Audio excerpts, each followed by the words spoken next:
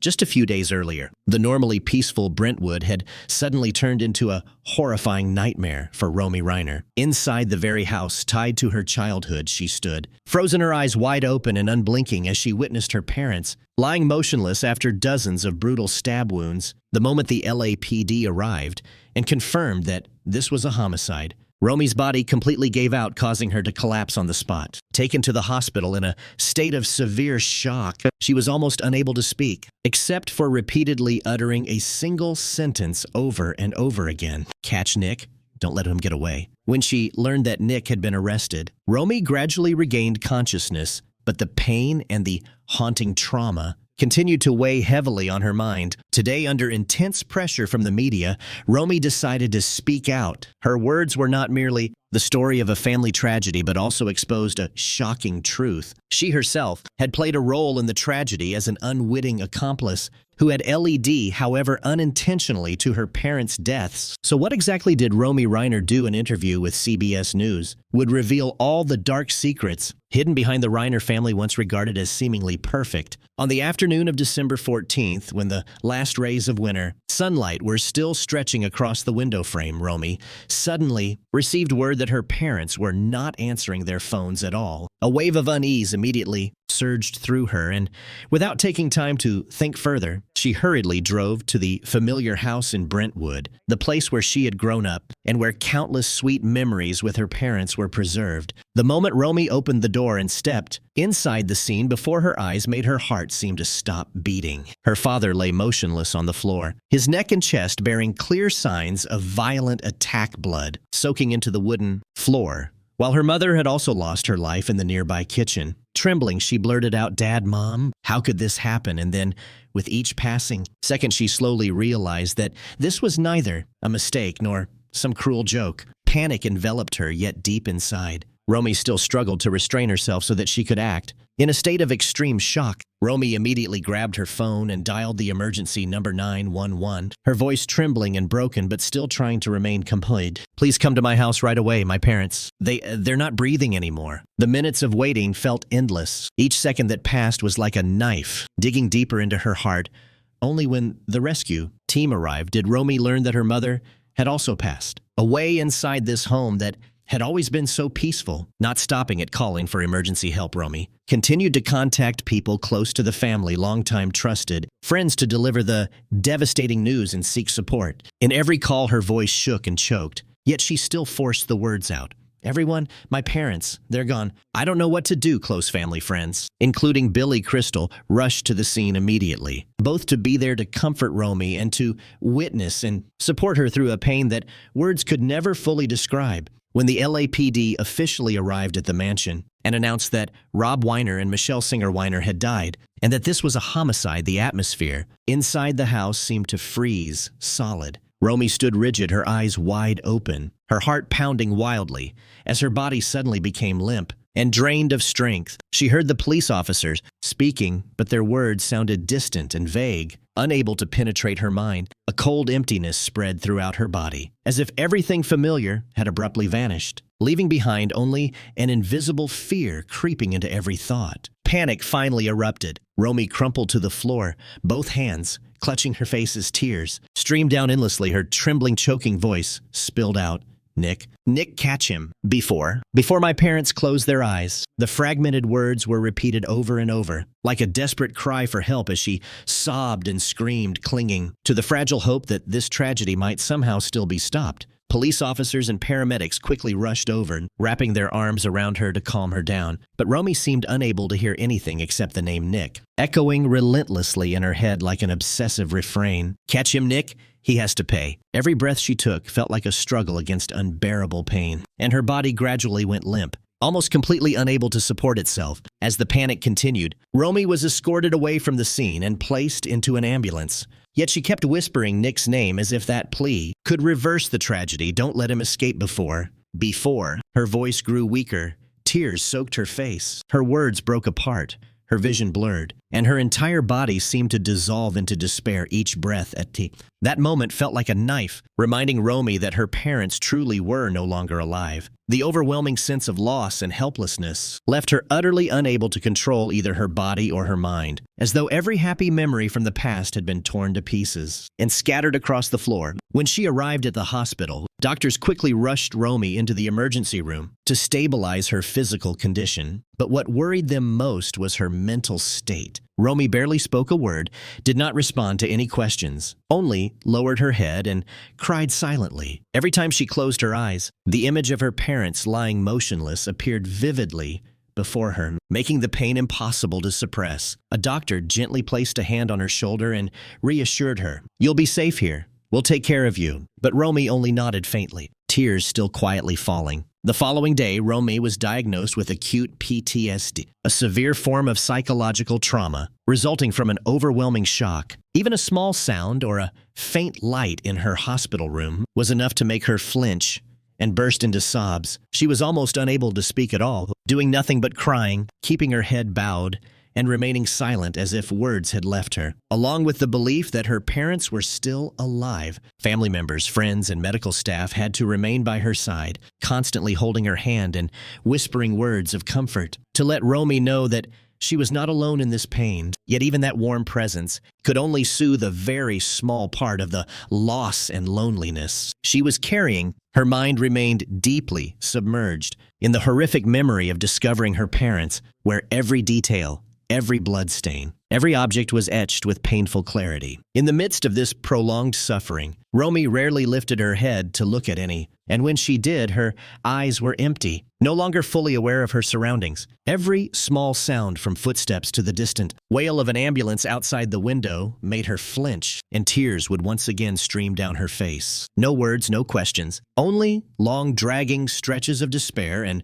overwhelming loneliness. At times, Romy let out faint moans, as if calling out her parents' names in hopelessness. "Dad, Mom, why did you leave me?" But no one could answer, and that very silence only made her pain sink even deeper. The doctors could only watch quietly, patiently waiting for her to gradually regain a sense of calm, step by step amid the haunting stillness of the hospital room. By December 16th, after nearly 2 days submerged in pain and tears, Romy Reiner gradually regained a measure of clarity upon learning that her younger brother, Nick Reiner, had been arrested by the police. The extreme panic that had gripped her earlier began to subside somewhat, giving way to a simmering anger rising deep within her. For the first time since the horrifying shock, Romy was able to think more coherently, realizing that this tragedy was not merely a personal loss, but a clear-cut crime one in which responsibility and consequences had to be drawn with absolute clarity. However, just as her mental state had begun to stabilize, another painful shock struck. Later that same day, Romy's phone suddenly rang.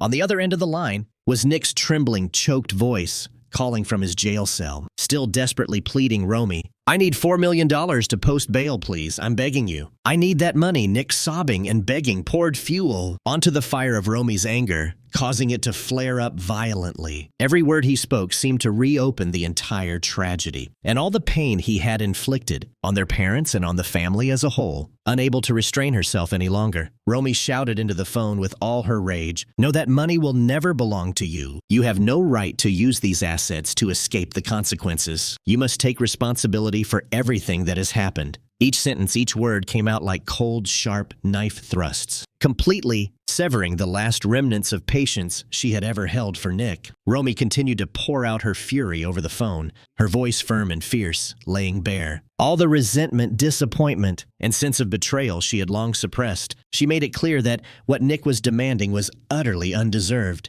that family assets, blood ties, and trust were not tools for him to manipulate or exploit. Her anger at that moment seemed to embody the pain that the entire Reiner family had been forced to endure. After that tense phone call, Romy felt compelled to express her stance and clarify information to the public, not only to share her personal grief, but also to firmly assert her position regarding the matter. She decided to post a statement on social media, measured in tone yet heavy with emotion. "Our family is in profound grief and shock over what has happened. We love one another and will stand together as we get through this extremely difficult time." The statement quickly spread, receiving countless messages of sympathy and encouragement from the public, friends, colleagues, and those who cared about the Reiner family, although no words of comfort could erase the tragedy. They did, to some extent, help Romy feel that she was not entirely alone amid such overwhelming pain. Even so, despite having released the statement, anger continued to churn within Romy. Nick's demand for money loomed in her mind as a symbol of utter heartlessness, reinforcing her resolve to remain clear-headed, to protect what belonged to the family, and to draw an uncompromising line between blood ties and the law. Romy sat silently, staring fixedly at her phone screen, the image of the earlier call still echoing in her mind. Nick's crying, pleading voice now translated for her into nothing but cold fury and an unshakable determination to seek justice for her parents. She let out a quiet sigh. Her eyes were still wet, but her spirit was steadier than it had been 2 days earlier, as though the storm of emotions was gradually being transformed into the strength to act. Throughout that entire day, Romy Reiner spent most of her time in constant contact with the family's attorney, David L. Cohen, as well as with investigative authorities, ensuring that every step related to the case was carried out transparently and in full compliance with the law. She understood that maintaining close communication was not only essential for the legal process to proceed smoothly, but also the only way to protect the assets and legacy her parents had painstakingly built. Every call, every email was closely monitored. By her allowing no room for error, Romy was fully aware that beyond the pain of loss, she now had to step forward as the protector of her family's interests. The estate, valued at approximately 200 million USD, was not merely money, but the embodiment of her parents' values, hard work, and love. She told herself quietly yet firmly, "I cannot let him take everything." Never, her voice trembled slightly, but carried unwavering resolve in the silent room, like a vow made to her parents. Memory. Each time Nick Ryan's name was mentioned, anger surged back within Romy. She believed that Nick did not deserve to possess a single thing belonging to the family, and that protecting the estate was not only a legal obligation, but also her way of confronting the person who had caused the tragedy. In her discussions with attorney David Cohen, Romy provided a detailed list of accounts, properties, and investments, demanding that every procedure be subjected to the strictest oversight. Romy repeatedly emphasized, "He will never be allowed to touch our parents' estate." The statement rang out like an unyielding command, both a warning and a declaration that the authority and responsibility now rested in her hands. Every legal step was weighed with meticulous care, from freezing accounts to establishing mechanisms for managing the inheritance, all to ensure that Nick could not exploit any loophole. Throughout the afternoon, Romy closely followed every development from the investigative authorities, receiving updates regarding Nick's arrest, while simultaneously making sure that all asset-related documents were properly signed and legally certified. She reviewed the will powers of attorney and repeatedly reminded her lawyer that all evidence must be safeguarded without exception so that the $200 million estate would never fall into the hands of the person who had murdered her parents. Although her body was still trembling from the immense psychological aftershocks, Romy's inner strength had become firmer than ever. She understood that stepping forward to protect the family estate was not merely a legal obligation, but the only way to preserve and honor the memories and values her parents had spent their entire lives building. "I will not allow anyone to harm what my parents spent a lifetime creating," Romy told herself in silence, her eyes red and swollen with tears. Yet her gaze resolute and unyielding outside of Brentwood. The world seemed to fall silent in mourning for Rob Reiner. News of his tragic death, along with that of Michelle Singer Reiner, spread rapidly, plunging fans in the Hollywood community into deep sorrow across social media. Countless tributes filled timelines. Messages of remembrance, gratitude, and profound respect poured in from all directions. Romy Reiner quietly followed every comment from cherished memories tied to the Princess Bride, and this is Spinal Tap to personal stories shared by audiences about how her parents' work had influenced their lives. She felt both choked with emotion and strangely hollow, because each message reminded her that her parents were not only the pillars of her family, but also the soul of an entire artistic community, even as her pain remained raw. Close friends and colleagues of her parents, from Zooey Deschanel and Harry Shearer to Kathy Bates and Ben Stiller, continued to post heartfelt tributes. They praised Rob Reiner's talent, character, and kindness flooding social media, and the press with a wave that was both comforting and heartbreaking. Every word, every post felt like an invisible embrace, offering solace, while also underscoring the magnitude of his legacy and influence. Yet amid this outpouring of remembrance, the media began to tighten its grip around Romy. Cameras, microphones, and lenses were constantly trained on her. Reporters relentlessly called, texted, and appeared outside the residence where she was staying. They waited for a statement, a direct response, while Romy was still struggling to confront the crushing loss and severe psychological trauma she had endured. Every time her phone vibrated, it felt as though Romy's heart was being squeezed. Television networks and newsrooms pressed on. "We want to know how you're feeling right now, Romy. Please give us an interview." She remained silent, her eyes bloodshot, unable to speak, tears quietly falling as anger mixed with despair churned inside her. That anger was not directed at the press, but at the cruel circumstances. She was forced to endure the unbearable loss and the overwhelming pressure from the outside world. The interview requests came in waves, from major networks to entertainment outlets, repeated again and again, some even carrying a tone of insistence. "Romy, please talk about your parents, about the tragedy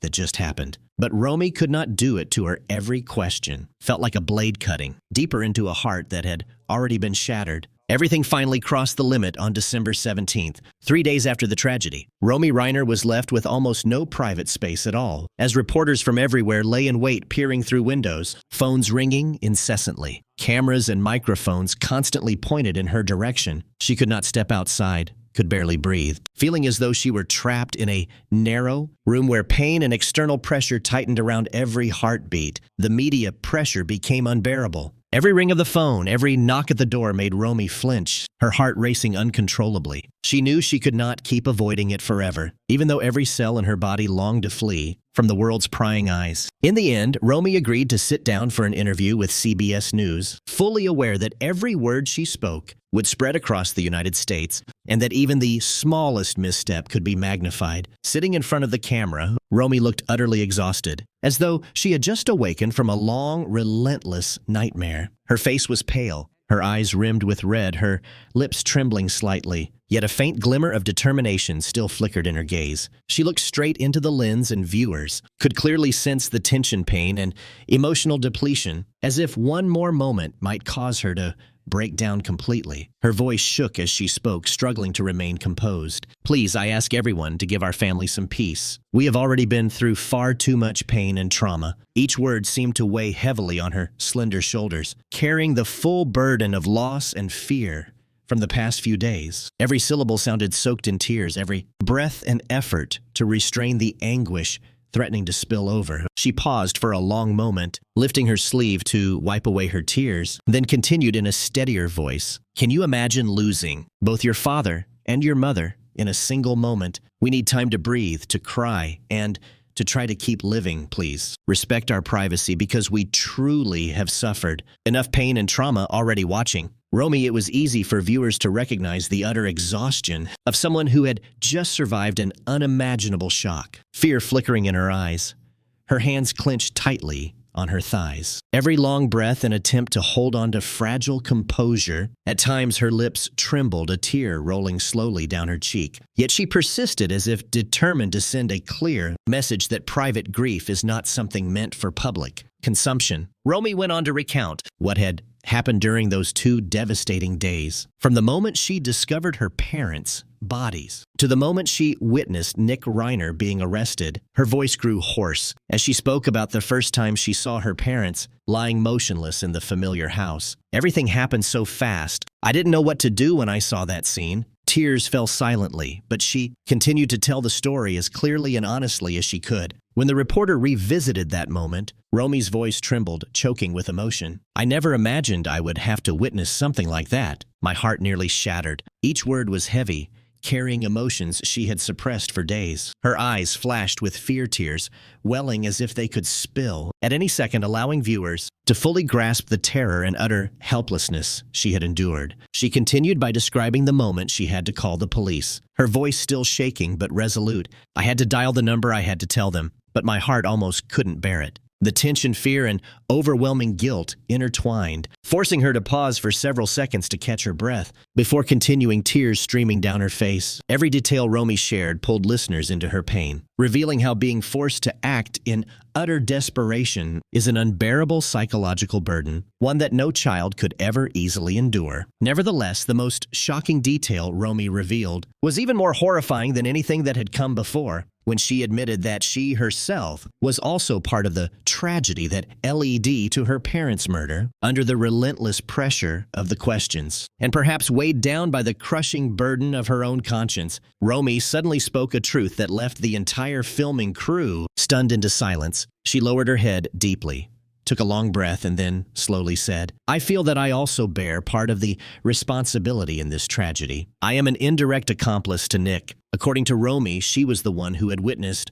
and to some extent been connected to the intense tensions between her parents and Nick on the night before the tragedy, when the whole family attended Conan O'Brien's party together. Later that night, her parents called her in a state of extreme fear. "My mom called me, her voice trembling, saying, 'Romy, can you come stay over with us? Tonight I'm really scared Nick might lose control. Your brother is not okay.' My dad was standing next to her and said anxiously, 'Sweetheart, please come over, we need you.' What tormented Romy the most was the fact that she refused, choking back tears. She recounted, 'I was completely exhausted after a long day of filming, and I thought it was just another familiar argument like so many before. So I didn't go. I said, "I'm sorry, Mom, I'm really tired. I'll come by early tomorrow. Just make sure you lock the doors carefully." That was the last time I ever heard my mother's voice. Her eyes dropped to the studio floor, her voice catching as if she were struggling to speak the truth without collapsing all over again. In front of the camera, Romy broke down in uncontrollable sobs. "If I had gone over that night, maybe everything would have been different. Maybe I could have stopped Nick. Maybe my parents would still be alive. This guilt never lets me go. It eats away at me every single day." She went on to speak about her younger brother with a mixture of fear and helplessness. "Nick, he's unlike anyone I've ever known. He can explode at any moment. And I've always been afraid that one day that rage would destroy everything." Romy revealed that Nick had struggled with addiction for a long time, but his violence did not come solely from drugs. Even when he was sober, Nick could change in a matter of seconds. One moment he'd be laughing and talking, and the next he'd be in a furious rage that made everyone keep their distance. According to Romy, 3 months before the tragedy, Nick suddenly returned home after a long period consumed by addiction. Recalling that moment, her voice trembled but remained clear. "Nick walked into the house and told our parents that he wanted to stay for a while, but my parents were terrified. They looked at each other and held hands tightly, their hearts clenched." She said her parents tried to remain as calm as possible. "My dad told Nick, 'You know, we want to help you, but you have to promise you won't hurt anyone.' Nick nodded, but that look in his eyes, that look sent chills down everyone's spine. In Romy's memory, Nick's outbursts of rage were vivid and haunting. Each time it happened, the space seemed to explode, shouting echoed throughout the house. Furniture was thrown and shattered. Cups, bottles, and decorations crashed onto the floor, rolling everywhere. People were forced to retreat, dodging flying objects, or rush out of the room to find a place of safety. That chaos was not just a series of isolated moments. It gradually created a constant atmosphere of tension, making anyone who lived near Nick wary of every gesture, every glance he made. In Romy's mind, Nick was not merely an addict with unpredictable behavior. He was a latent danger capable of erupting at any time. Whenever Nick appeared, the atmosphere in the house immediately became taut as a drawn wire, and even her parents, loving and patient as they were, lived in constant fear, always mentally preparing themselves for his unpredictable aggression. Romy's eyes revealed the long-standing trauma and helplessness she had carried for years. Seeing her own brother as both family and a perpetual threat to everyone they loved, Romy did not hide her rage and despair. When confronting the fact that Nick Reiner was the one who caused the tragedy, she admitted that